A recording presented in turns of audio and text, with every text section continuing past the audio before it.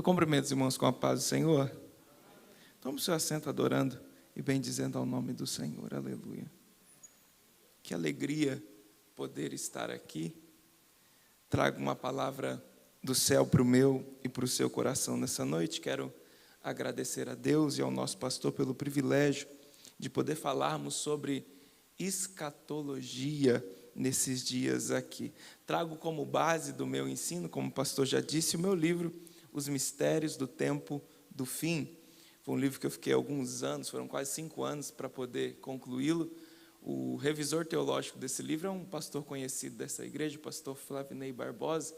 Ele demorou mais 6 meses fazendo a correção teológica, e então nós o publicamos em Louisiana, no lançamento, onde meu amigo, o pastor Napoleão Falcão, pregou e apresentou o livro. Nós vamos falar hoje sobre escatologia, talvez não da maneira que alguns esperassem, porque a escatologia ela tem alguns conceitos, e eu começo escrevendo assim. Então, há um escritor que diz que não existe um ser humano na Terra, não há nenhum povo na Terra, que não tenha parado um dia e pensado de onde a gente veio, o que a gente está fazendo aqui, e para onde a gente vai. Para responder essas perguntas existe a escatologia. O problema, na maioria das vezes, é que a nossa escatologia, se a gente não tomar cuidado, a gente aplica escatologia como um terrorismo, né? E a gente assusta as pessoas. E a gente fala do fogo que vai cair do céu. A gente fala da água que vai se transformar em sangue. A gente fala do gafanhoto gigante que vai perseguir as pessoas. A gente fala das mortes, e o livro de Apocalipse fala de morte toda hora. Cada hora, 1/3 parte da terra morre. Ao ponto de, quando você lê desatar os 7 selos e os 7 cavaleiros e assim por diante, você pensa, quem que vai sobrar depois que toda essa gente morrer, né? Porque toda hora tem gente morrendo no livro de Apocalipse. E se você não trabalhar a escatologia como deve ser trabalhada, as pessoas pegam medo da escatologia. Quem aqui nunca ouviu alguém dizer, não lê Apocalipse não, você vai ficar louco, vai dar um negócio em você. Lê João, lê Mateus, mas não lê Apocalipse não. O livro de Apocalipse, irmão, é muito gostoso de ler. Quando você entende ele, vamos lá. Do capítulo 1 ao capítulo 5, a igreja está no livro de Apocalipse. Do capítulo 5 em diante, não tem mais igreja. A gente já foi arrebatado. Você podia ter dado um glória a Deus, irmão.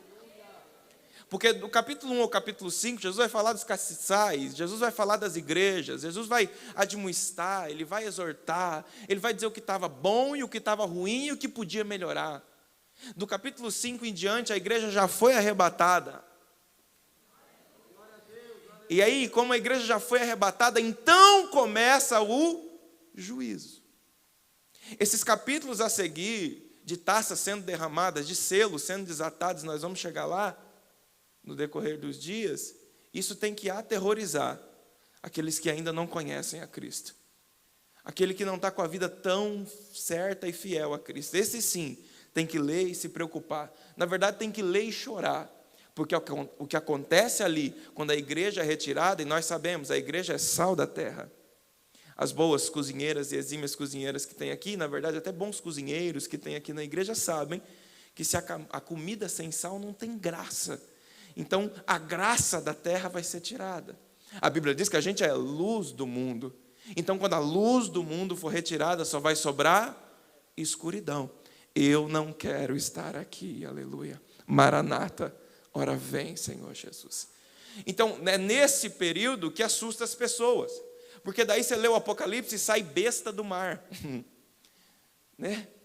E tem um monte de outros simbolismos ali, e fica tranquilo. Nós vamos estar sentados na ceia das bodas do Cordeiro, dizendo, santo, santo, santo. Glória a Deus pela salvação. Graças a Deus pela cruz, aleluia.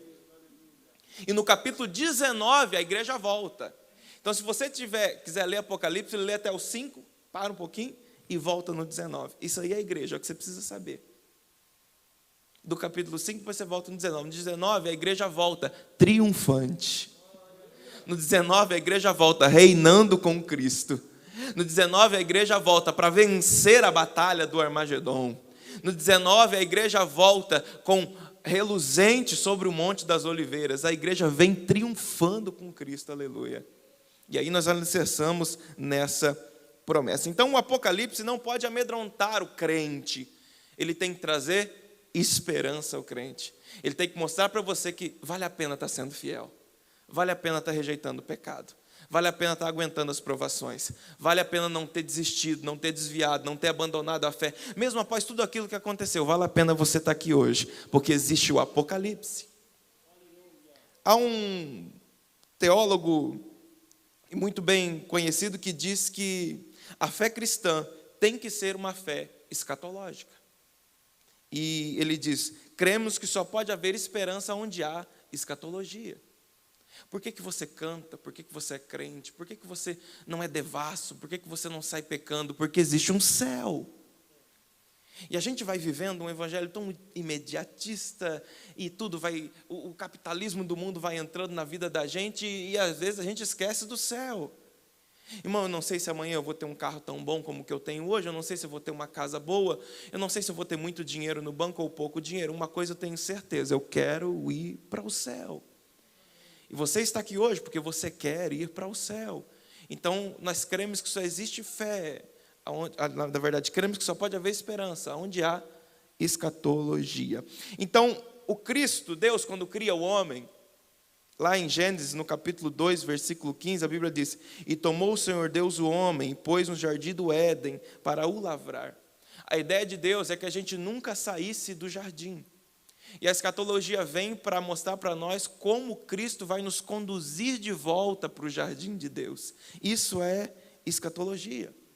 Há algumas religiões, e há quem ensine que o mundo, ou a história, ou o tempo é uma roda gigante. Já ouviu alguém dizer isso? Fica tranquilo, a vida é uma roda gigante, e o mundo gira, e essa coisa toda. E há muitas religiões que acreditam nisso, mas nós, cristãos, sabemos, a vida não é assim. A vida, ela é linear, a história é linear. Ou seja, nós estamos hoje, a história está apontando para um final. Existe um final onde a igreja triunfa com Cristo, um final onde a igreja vence com Deus. Então fica tranquilo, a gente vai vencer no final. Aleluia. Agora, nesse estudo escatológico, eu quero muito que nós possamos entender quais mistérios estão e existem no tempo do fim. Então, a escatologia tem alguns conceitos que são base. Como o irmão deu o exemplo dele aqui na leitura e na oração, a gente precisa de um bom alicerce. E que lindo, né? Esse exemplo, que Deus usa até os nossos fracassos, os nossos devaneios, os nossos erros, como o nosso alicerce. Então, a escatologia, ela também precisa de um alicerce. Porque se você não entende o princípio do que eu vou te ensinar hoje, as coisas lá na frente não faz tanto sentido. Então, a escatologia tem alguns conceitos que precisam ser estudados, para que você entenda lá na frente sobre arrebatamento da igreja, tribulação, sobre todas essas coisas, tribunal de Cristo, juízo final. Para que você entenda essas coisas, a escatologia tem alguns conceitos. Dentre esses conceitos, o que nós vamos falar hoje, e talvez chegar no segundo, é a existência da alma. É verdade que a alma existe. É fato que nós cremos nisso, senão não estaríamos aqui reunidos. Mas de onde advém a alma? E por que há essa luta tão travada por essa alma que você tem? Você já parou para pensar que toda a história do mundo é feita por causa da sua alma? Já parou para pensar que a história do mundo todo ela é conduzida por causa de algo que existe dentro de você chamado alma?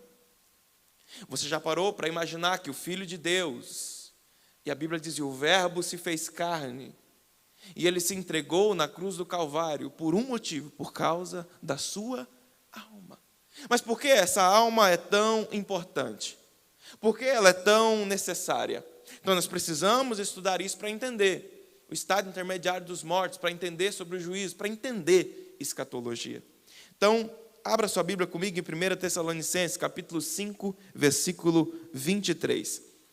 Eu vou recomendar, claro, que toda vez que você vier ao culto de ensino, traga papel e caneta. Faça como os jovens ali que já trouxeram, foi um caderno. Se você não trouxer papel e caneta, traga algo para anotar. Eu sempre uso o celular e tenho um bloco de anotações, eu anoto porque, infelizmente, amanhã a pedagogia diz que você vai esquecer uns 80% do que eu falei hoje. Mas se você anotar, Você nunca mais vai esquecer. Então, 1 Tessalonicenses, capítulo 5, versículo 23. E o mesmo Deus de paz vos santifique em tudo, em todo o vosso espírito, alma e corpo, sejam plenamente conservados irrepreensíveis para a vinda do nosso Senhor Jesus. Então, o homem é um ser trino. Porque lá no Éden, quando Deus vai criar o homem, Deus está reunida a sua trindade, ele olha para o Cristo e diz: façamos o homem à nossa imagem e semelhança. E o nosso Deus é um Deus trino, e todo mundo aqui sabe disso: Pai, Filho e Espírito Santo. E quando ele diz que vai fazer o homem à sua imagem e semelhança, não é somente a aparência física, mas também toda a aparência espiritual. Então nós somos compostos por corpo, alma e espírito, ou como a Bíblia diz, espírito, alma e corpo. Gênesis 2:7, a Bíblia vai dizer que Deus está formando o homem do pó da terra. E a Bíblia diz, Gênesis 2:7, e formou o Senhor Deus o homem do pó da terra. Então nós vemos aqui que Deus está usando uma matéria, Deus está usando o pó, que vai então se transformar no corpo, a parte biológica do homem. A parte onde Deus vai armazenar depois a alma e o espírito. Deus cria o homem do pó da terra e coloca dentro dele o espírito de alma vivente, e o homem tem vida. Então nós somos um ser trino, corpo, alma e espírito. Nós sabemos que somos feitos à imagem e semelhança de Deus. Mas o que é o corpo? O corpo é a parte mais externa do corpo, é a parte mais externa do homem, é a parte visível, é a parte onde a alma habita. A sua alma habita dentro do corpo, é a parte material. Em Hebreus capítulo 4, versículo 12, a Bíblia vai dizer: porque a palavra de Deus é viva e eficaz, mais penetrante do que espada alguma de 2 gumes, e penetra até a divisão da alma e do espírito. Então, o corpo é a parte mais externa. Só para você não perder o fio da meada, então somos um ser trino como o nosso Deus também é. Somos feitos de corpo, alma e espírito. O corpo é a parte mais externa do homem, aonde armazena o espírito e a alma. Hebreus capítulo 4, versículo 12, vai dizer que há uma divisão entre a alma e o espírito. Então, a alma, o que é a alma? A alma é responsável por todas as ações do homem. Isso é muito importante. Ezequiel, capítulo 18, versículo 4 e 20, vai dizer: eis que todas as almas são minhas, como, é a alma do Pai, assim também é a alma do Filho, e ela também é minha, e a alma que pecar, essa morrerá.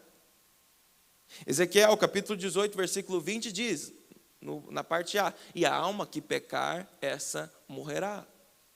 Porque não é o corpo que é responsável pelas ações, é a alma que é responsável pelas ações. Entenda, o corpo não será julgado, nós não seremos julgados por causa que o corpo pecou. Nós seremos julgados através do corpo, pelo que a alma fez. Entenda? 2 Coríntios capítulo 5, versículo 10, vai exemplificar muito isso. Então, a alma é o centro da vida moral do homem. É a parte psicológica do ser humano. A alma sente, a alma ama, a alma recorda, a alma chora, a alma geme, a alma sofre.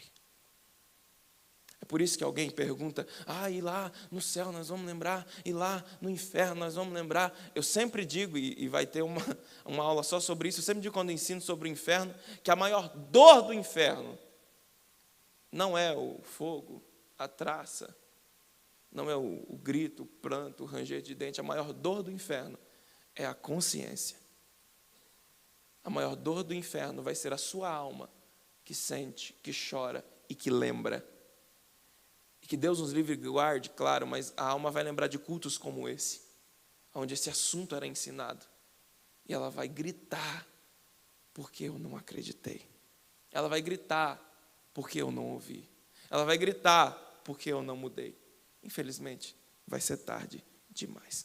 Agora, o fato da alma ser julgada não significa que o corpo será aniquilado. Sabemos nós, e também estudaremos sobre isso, que o corpo depois vai ser ressuscitado também. Deus é um Deus que se importa com todo o nosso ser. Ou seja, só a alma não é homem. Só corpo não é homem. Só é homem quando é corpo, alma e espírito. É por isso que, embora a alma seja julgada pelas ações, o corpo também padecerá. O corpo também sofrerá. E nós chegaremos nesse assunto logo. E se existe o corpo, que é a parte mais externa, a alma que está dentro do homem é responsável pelas ações. Note que quando o escritor do hino da harpa escreve, ele não escreve, por que te abates, ó meu corpo? Por que fica tristes, ó meu cérebro? Por que choras, meu coração? Por que te abates, ó minha? Então a alma sente. Agora, se o corpo é a parte mais externa e a alma está dentro do corpo, aonde está o espírito? Isso é muito importante. O espírito humano é a parte mais profunda do homem. E olha que incrível, o espírito do homem está escondido dentro da alma. E olha que coisa linda o que está acontecendo aqui hoje, porque a Bíblia diz que quando a palavra de Deus é ministrada, ela consegue ir lá na divisão da alma e do espírito. É por isso que as pessoas que se afastam do evangelho, elas não vêm muito ao culto. Às vezes tem um congresso e você percebe, você convida a pessoa, ela vem, e ela vem no primeiro dia. No segundo dia ela dá um jeito, ela já não vem. Porque ela sabe que se ela vir 2 dias, ela fica. Porque a palavra vai na divisão da alma e do espírito dela, aleluia. Essa palavra tem poder, irmão, aleluia. Glória a Deus. Agora, é através do Espírito, e preste atenção nisso, é através do Espírito do homem que nós entramos em contato com o reino espiritual. Não é através da alma, é através do Espírito que nós fazemos contato, que nós vivemos o espiritual. Com o nosso espírito nós podemos fazer contato com o Espírito de Deus. É por isso que o homem sem Deus tem um espírito vazio. E ele tenta preencher esse espírito vazio com todas as coisas que o mundo tem a oferecer. E a Bíblia chama essa gente de louco. Porque os celeiros estão cheios, mas essa noite pedirão a sua... Louco. Ele tenta preencher com bebida, ele tenta preencher com adultério, ele tenta preencher com sexo, ele tenta preencher com tudo, nada preenche o vazio. Então, eu até destaquei aqui, um homem sem Deus possui um espírito vazio, ele está morto espiritualmente. É por isso que ele debocha de você quando você diz que sentiu. É por isso que ele debocha de você quando vê você falando em línguas, em algum vídeo, daí no culto, e daí, é você aqui. É por isso que ele ri, e é por isso que ele debocha da fé. É por isso que ele não crê em milagres, é por isso que ele não crê no céu, é por isso que ele não crê num Cristo, porque ele é um morto espiritualmente falando. Porque o espírito dele está vazio. Agora olha que incrível, quando o mesmo homem aceita Cristo, ele torna-se nova criatura, aleluia. E o Espírito Santo de Deus vem morar dentro dele. Oh, aleluia. Graças a Deus pelo Espírito Santo que mora em mim. Graças a Deus pelo Espírito Santo que mora em você, aleluia. Agora, quando o Espírito Santo vem morar dentro de nós, olha que coisa linda. O Espírito Santo preenche o vazio que havia dentro de mim, aleluia. E é nesse momento que o Espírito Santo começa a conversar com a minha alma e interceder com Deus acerca do que eu preciso. Porque às vezes a minha alma geme e eu não consigo exprimir com palavras. Às vezes a minha alma clama e o corpo não dá a resposta. Porque a alma diz, entra no quarto e ora. A gente entra no quarto e chora.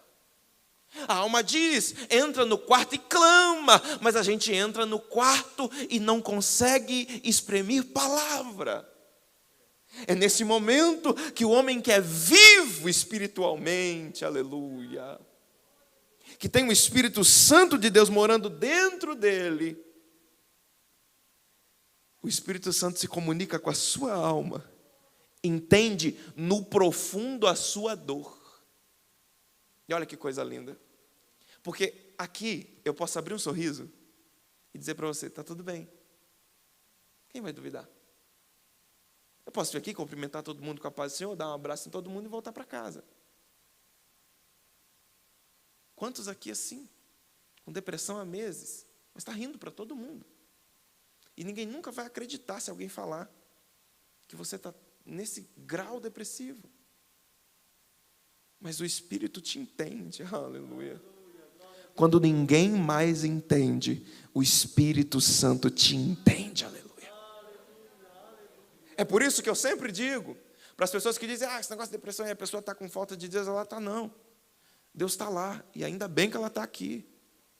Porque quando a pessoa depressiva olhar para o céu e dizer, eu vou morrer, eu quero tirar a minha vida, porque é o que a carne quer, é o que o pecado quer. E às vezes, para acabar com toda a angústia de alma que ela está sentindo, talvez é o que a alma quer. Mas quando ela grita isso com o corpo, o Espírito que está lá no íntimo dela, intercede com gemidos inexprimíveis e diz, Pai, ela não quer tirar a vida, ela só está cansada. Ela não quer tirar a vida, ela só não aguenta mais essa pressão. Vamos aliviar a pressão sobre ela. Nessa noite, em nome de Jesus, que toda ansiedade, que todo espírito de depressão e que todo mal seja repreendido de sobre a sua vida e que a paz que excede a todo entendimento possa reinar no seu coração. Oh, aleluia. Oh, aleluia. Coisa linda, o Espírito vem morar dentro do homem. E esse Espírito vai dando vida ao Espírito do homem. Aleluia. É o Espírito de Deus que dá vida ao Espírito do homem. E esse homem que agora, outrora, era morto espiritualmente, tem nova vida. Que lindo, da próxima vez que você ver alguém se batizando, olha que incrível a questão, quando alguém diz, o fulano agora é nova criatura. Não é só a água que molhou o corpo dele, lá dentro do íntimo dele, entre a divisão da alma e do Espírito, o Espírito Santo veio fazer morada. Glória a Deus. Romanos capítulo 8, versículo 11, deixa eu te provar na Bíblia. E se o Espírito daquele que dentre os mortos ressuscitou a Jesus, e o Espírito daquele que dentre os mortos ressuscitou a Jesus e habita em vós, aquele que dentre os mortos ressuscitou a Cristo também vivificará os vossos corpos mortais pelo seu Espírito que em nós habita. Alguma tradução diz em vós. Olha o versículo 12. De maneira que, irmãos, somos devedores, não a carne, para viver segundo a carne. Porque se vivemos segundo a carne, morreremos. Mas se pelo Espírito mortificardes as obras do corpo, vivereis. Porque todos os que são guiados pelo Espírito de Deus, esses são filhos de Deus. Porque não recebeste um espírito de escravidão, para estardes com temor, mas recebeste um espírito de adoção de filhos, pelo que clamamos, Abba, Pai. E o mesmo Espírito testifica com o nosso Espírito que somos filhos de Deus. Aleluia. Versículo 16, eu vou ler de novo, que é muito bonito. E o mesmo Espírito testifica com o nosso Espírito que somos filhos de Deus. Glória a Deus. Graças a Deus por ser filho de Deus, aleluia. Graças a Deus. Versículo 26, do mesmo capítulo 8 de Romanos diz, e da mesma maneira também, o Espírito ajuda nas nossas fraquezas. Você tem alguma fraqueza? Peça ajuda ao Espírito Santo. Porque não sabemos o que havemos de pedir como convém, mas o Espírito Santo intercede por nós com gemidos inexprimíveis. Aleluia. Gálatas 4:6. E porque sois filhos, Deus enviou aos vossos corações o Espírito do seu Filho que clama, Abba, Pai. Somente através do Espírito Santo o homem entra em comunhão com Deus. Recebemos o Espírito Santo quando cremos no Senhor Jesus como Salvador da nossa vida. Agora, devemos ter cuidado para não confundir quando a Bíblia se refere ao Espírito Santo e ao Espírito do homem. Não deu para entender isso? A essa divisão? Vamos recapitular para você nunca mais esquecer? Então nós somos um ser trino, como o nosso Deus também é. Deus é Pai, Filho e Espírito Santo. Quando ele no Éden diz, façamos o homem, ele estava nos fazendo não fisicamente idêntico a ele, mas também na essência, um ser trino também. Corpo, alma e espírito, aleluia. O corpo, a parte mais externa, a alma, a parte que governa as nossas ações, que sente, chora e clama. E o espírito, a parte mais íntima, mais oculta, que fica escondida na alma. E é através do espírito que nós temos comunhão com Deus. E a Bíblia diz que o Espírito de Deus, aleluia, se comunica com o nosso espírito e intercede por nós com gemidos inexprimíveis, aleluia. Agora, por que estamos falando sobre isso? Não é escatologia, porque você está falando de alma, de corpo, de espírito. Porque dentro do estudo da alma, há um assunto muito importante, que é a imortalidade da alma. A imortalidade da alma. Há uma grande diferença entre os seres humanos e os animais. E desculpa se eu frustrei alguém, mas o animal não tem alma. Então, quando o animal morre, o corpo volta ao pó. E acabou. E é o fim. Não dá o cachorrinho para o céu e etc. Não tem.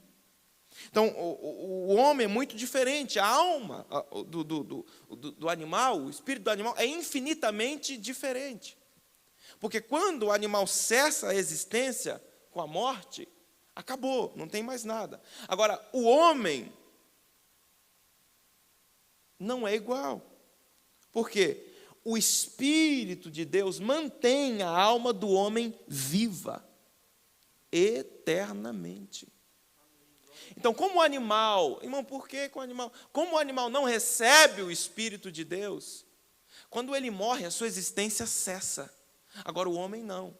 O Espírito de Deus vivifica a sua alma para a imortalidade. E isso é muito sério. Por quê?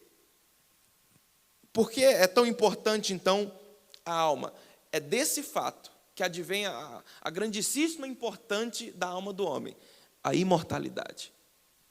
É por isso que Satanás guerreia, é por isso que nós estudamos escatologia, é por isso que Cristo morreu na cruz, porque a sua alma é imortal. A alma não será aniquilada e não deixará de existir, ela é imortal.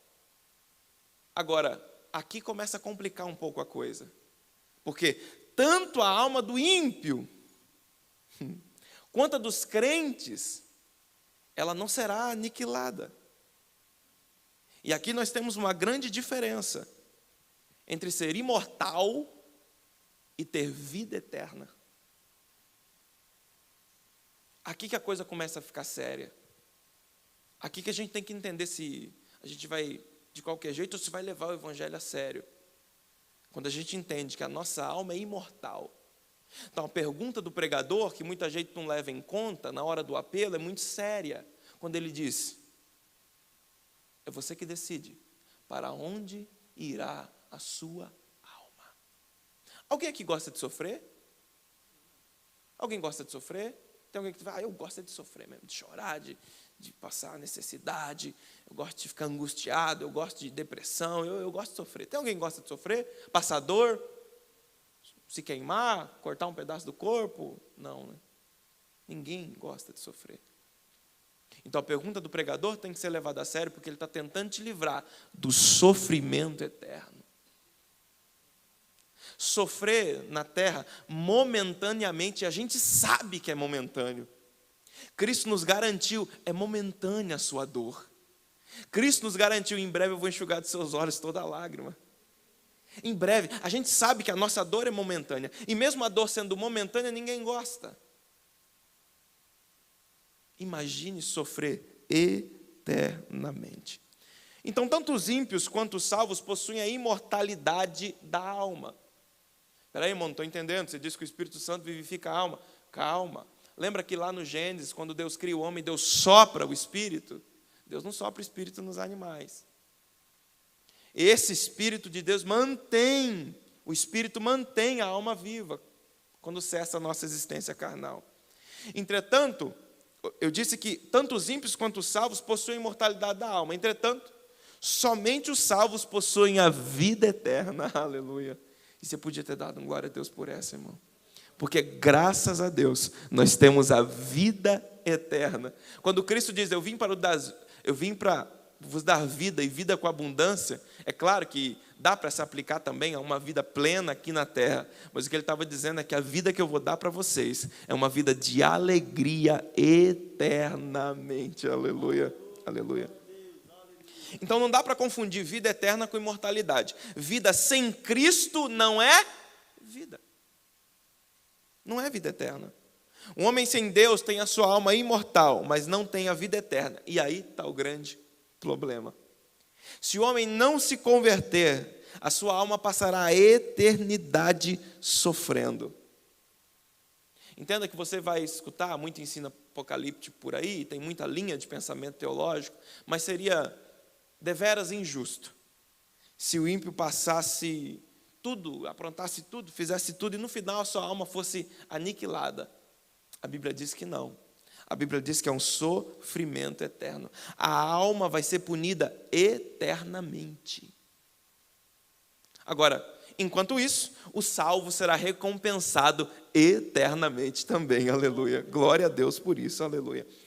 Por isso, Satanás faz de tudo, irmão, para que você morra sem Cristo. Ou você acha que proibiram os pastores de entrar no hospital por quê? Ah, não, é por causa da pandemia, irmão. Entendi. Porque quem já fez visita em hospital, já fez assiduamente. Não, lá você vai uma vez por ano, irmão. Visita em hospital, sabe que muita gente é salva na ânsia da morte. No último segundo. Quando o corpo já não responde, a alma que está dentro clama e a pessoa faz o apelo e diz, pelo amor de Deus, pisca. Aperta a minha mão. Faz um sinal para saber que você está aceitando Jesus. E a pessoa com um gemido aceita Jesus. Aleluia. E naquele momento a alma dela é livre do inferno. Que preciosa é essa visita aos hospitais. Que os hospitais se abram novamente para os pastores.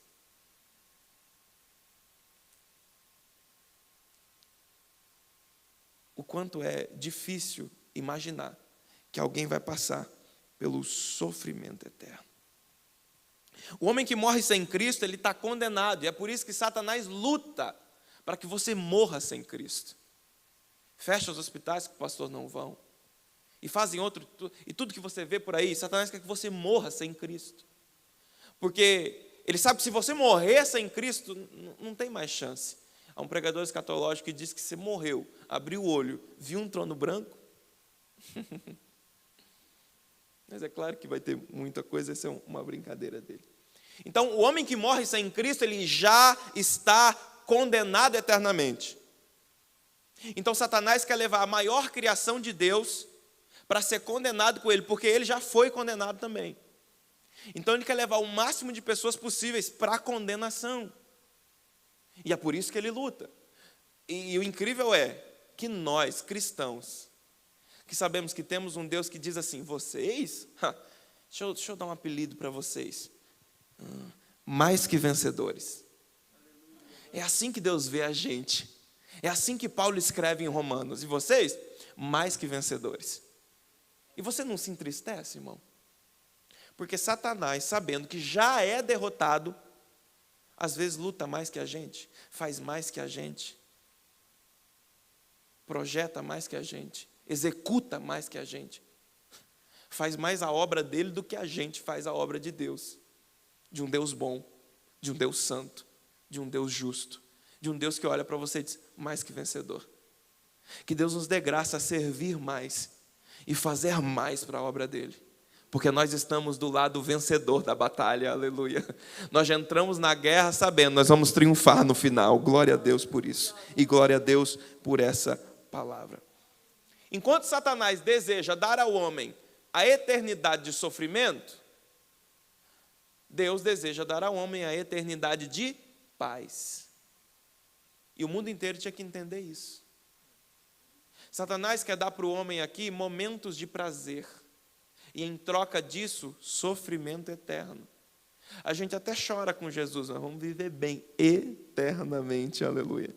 Agora, já que estamos falando sobre a alma, há uma pergunta que fica: quando a alma do homem passa a existir? Irmão, não precisa estudar isso, precisa, irmão. Porque senão depois você vai acreditar em reencarnação. O camarada vai lá com a apostila na sua casa, senta lá. Isso já aconteceu e eu já vi muita gente assim. Um dia uma irmã falou para mim: tem uns irmãos de fazer estudo lá em casa. Eu falei: que benção, irmão. Quem dos irmãos da igreja? Não é da igreja, é os irmãos de outra igreja. Mas Jesus é um só e o reino de Deus... Não, tudo bem. Como é que é os irmãos? Os irmãos de terninha, assim, eles têm uns crachá.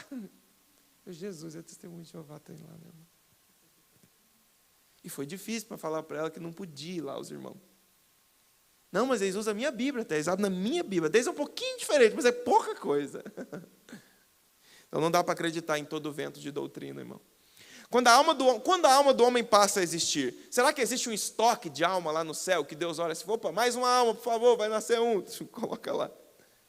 Será que Deus coloca a alma do homem quando o homem nasce? Então nasce o bebezinho, Deus fala, aí coloca a alma dentro do homem. Entenda, irmão, não existe ser humano sem um todo da trindade, ou da trigotomia, não existe. Não existe ser humano sem um ser trino, ou seja, não é ser humano se não tem corpo, alma e espírito. Não é ser humano.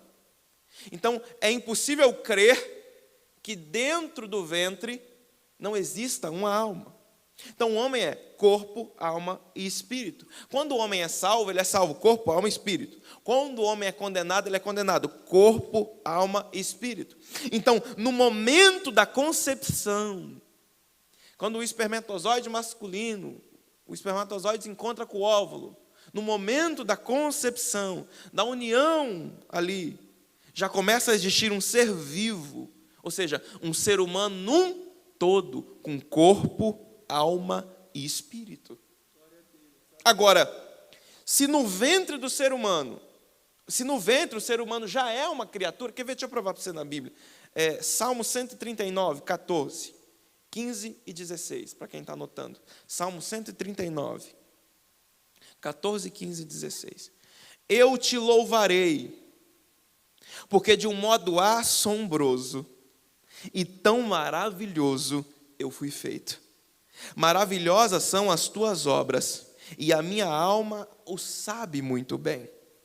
E os meus ossos não te foram encobertos, quando no oculto eu fui feito e entretecido nas profundezas da terra.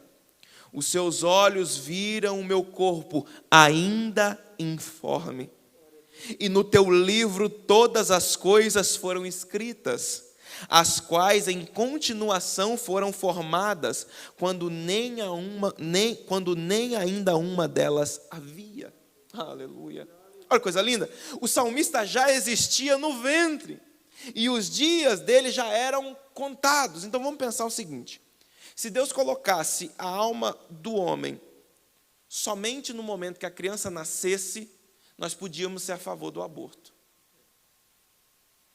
Porque ali não seria ainda um ser humano. Ali não teria corpo, alma e espírito.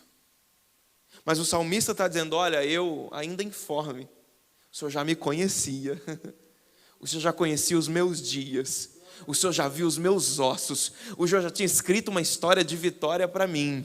Então é por isso que a igreja se posiciona e diz: a gente é contra o aborto, porque dentro do ventre há um ser humano, uma criatura que o próprio Deus criou com corpo, alma e espírito.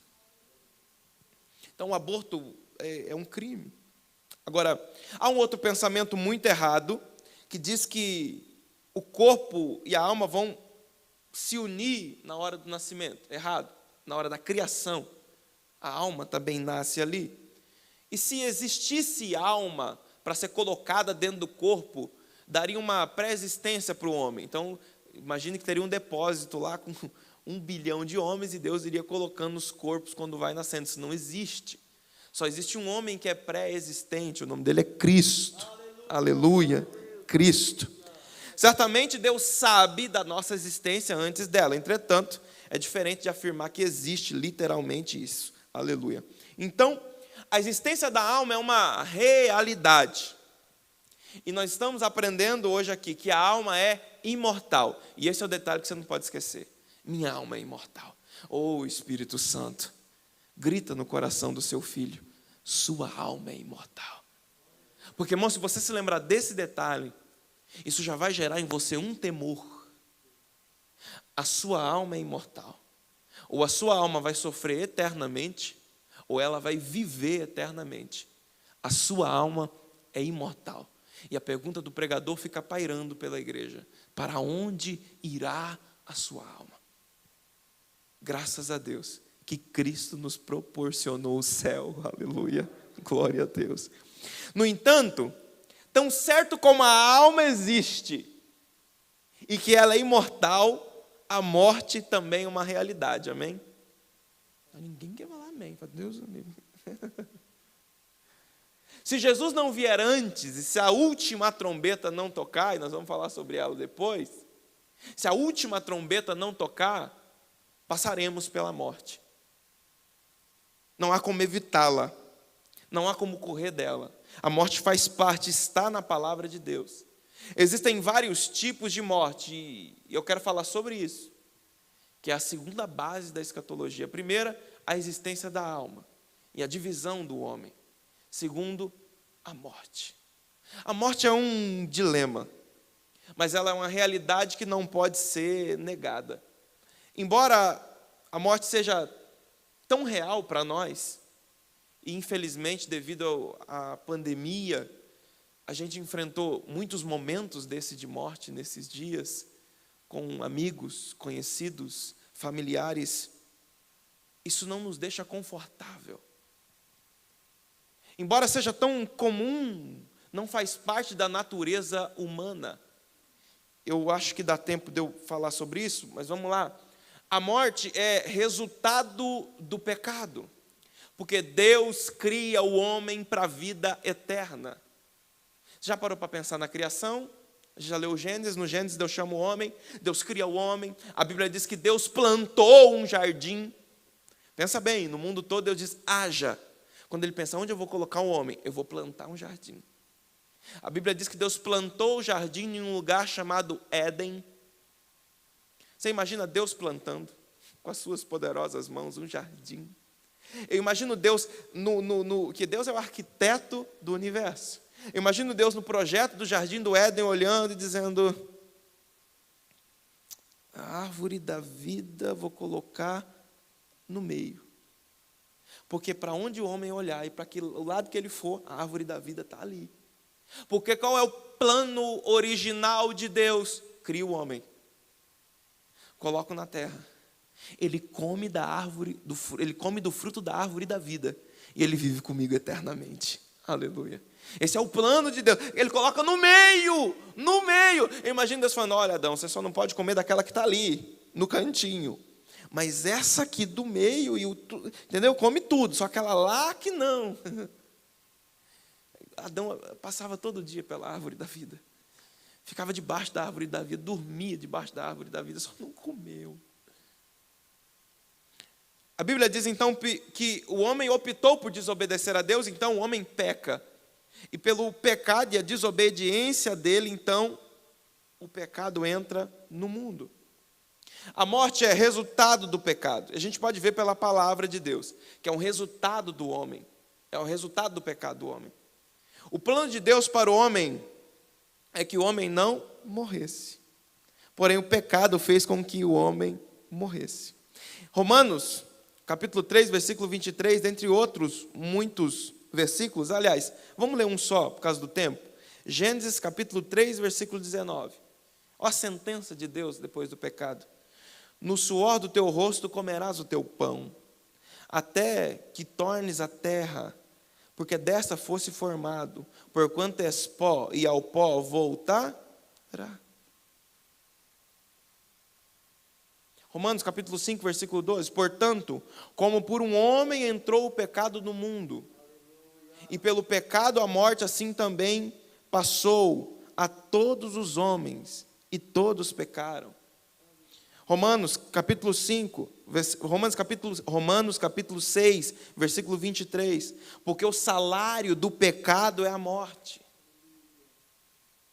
mas o dom gratuito de Deus é a vida eterna por nosso Senhor Jesus Cristo. Aleluia. O que prendeu a humanidade à morte foi o pecado. Logo, para solucionar o problema, era necessário eliminar o pecado. Por que o problema veio? O pecado. O que a gente faz para resolver? Elimina o pecado. Como a gente faz isso?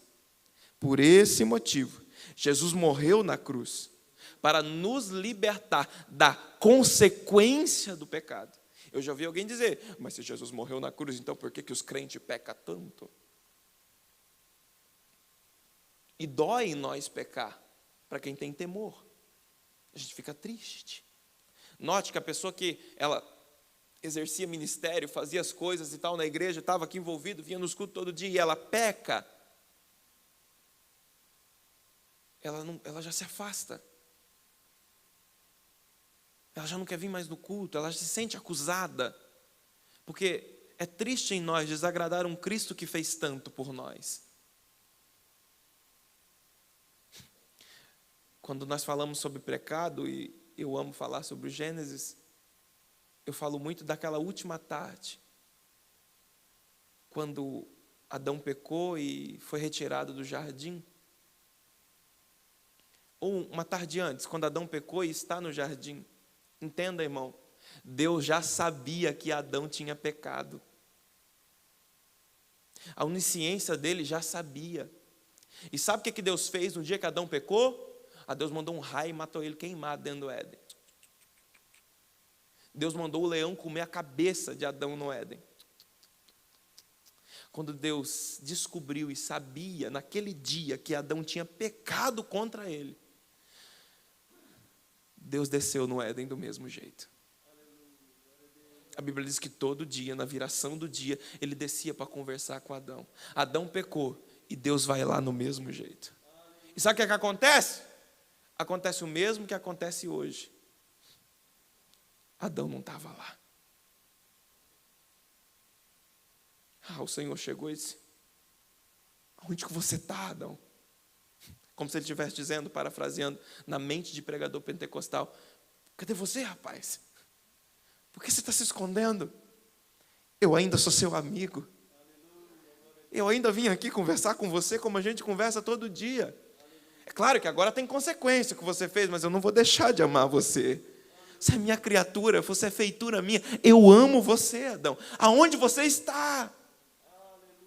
É um Deus que não chega punindo, ele chega e diz, o que foi que aconteceu? É claro que ele já sabia, mas ele queria ouvir o arrependimento de Adão. Porque entenda, irmão, o céu aceita tudo de você, menos uma desculpa. E já não dá uma raiva até na gente, quando você vai falar com a pessoa começa a inventar um monte de desculpa, e você só queria que ela dissesse, não deu para fazer. Mas ela inventa 1 milhão de desculpas. Adão podia ter olhado e disse, Senhor, eu pequei mesmo. Eu errei mesmo, eu estou arrependido. Adão aconteceu, mas é por causa do... mas o outro, mas a serpente, mas a mulher, mas a cobra. Deus tolera tudo. Eu imagino o coração de Deus dizendo, não, Adão, não dá desculpa não.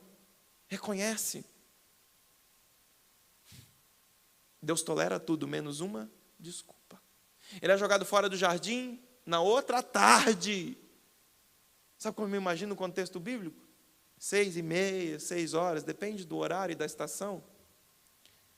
Adão está de pé, do lado de fora da tenda que ele construiu com Eva. E ele está assim, ó. Os minutos vão passando. As horas vão passando. A esposa sábia vai lá e diz, amor, entra, já anoiteceu. E Adão fica, mas será que hoje ele não vai vir? Ele vinha todo dia. E lá dentro do jardim tem um Deus, irmão. Olhando aquele jardim vazio.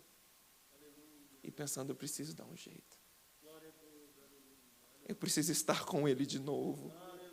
Os nossos pecados fizeram separação entre nós e Deus, mas Cristo nos reconciliou com o jardim. Aleluia! Oh, aleluia!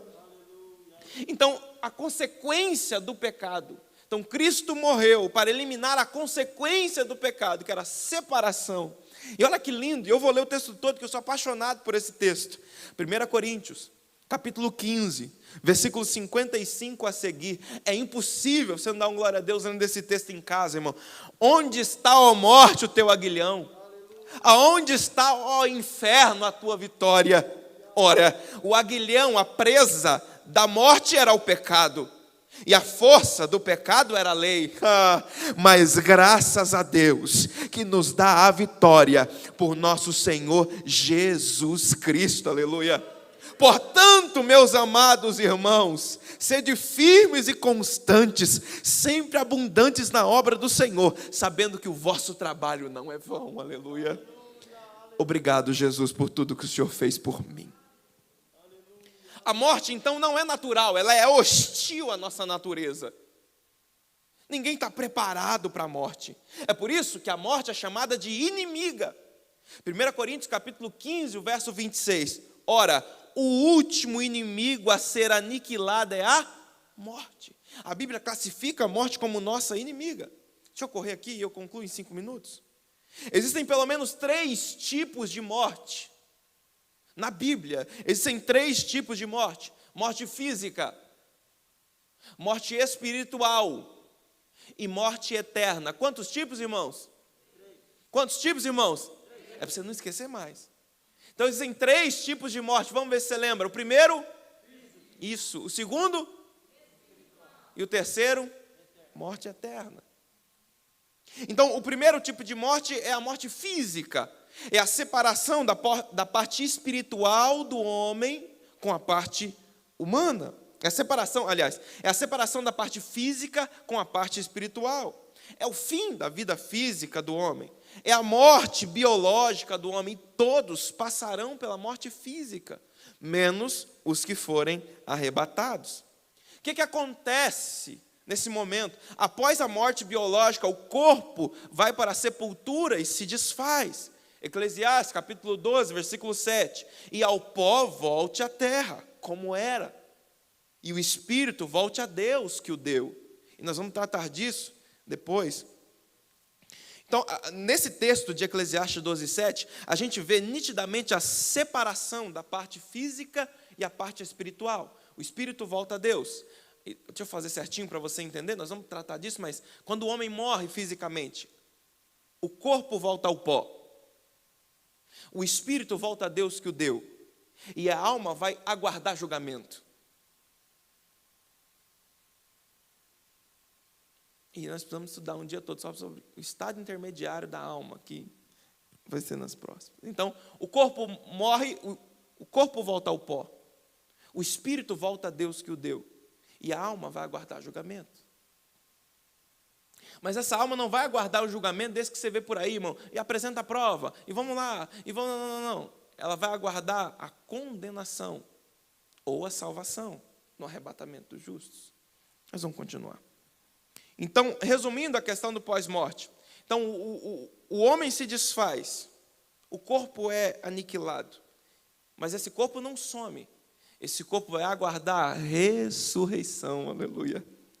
Mas isso nós vamos falar depois. A segunda morte, morte espiritual.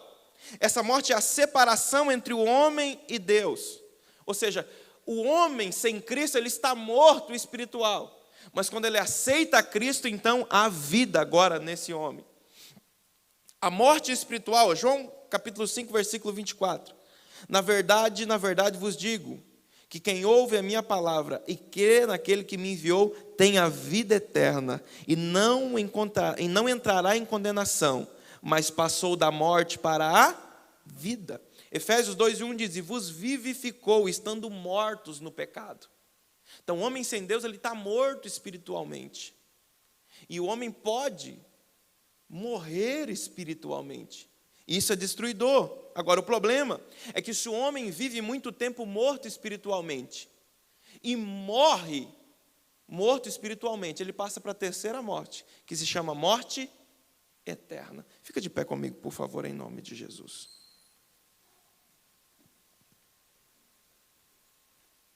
Só uma maneira do homem sair do estágio de morte espiritual. Colossenses, capítulo 2, versículo 13. E quanto a vós, estáveis mortos no pecado e na incircuncisão da vossa carne, mas vos vivificou juntamente com ele, perdoando todos os vossos pecados, havendo riscado a cédula que era contra nós, nas suas ordenanças, a qual alguma maneira nos era contrária, e atirou do meio de nós, cravando-a na cruz. Ao entregar a vida a Jesus, aleluia, o homem sai do estado de morto espiritual para nova criatura. Então ele tem vida. Então a morte espiritual, ela é uma das mais fáceis de ser resolvida. Eu só preciso aceitar a Jesus. Eu só preciso crer em Jesus e ter uma vida com Cristo. O que nos amedronta é a terceira morte, a morte eterna. Se o homem morrer em seus pecados, então ele passará para a morte eterna. João capítulo 8.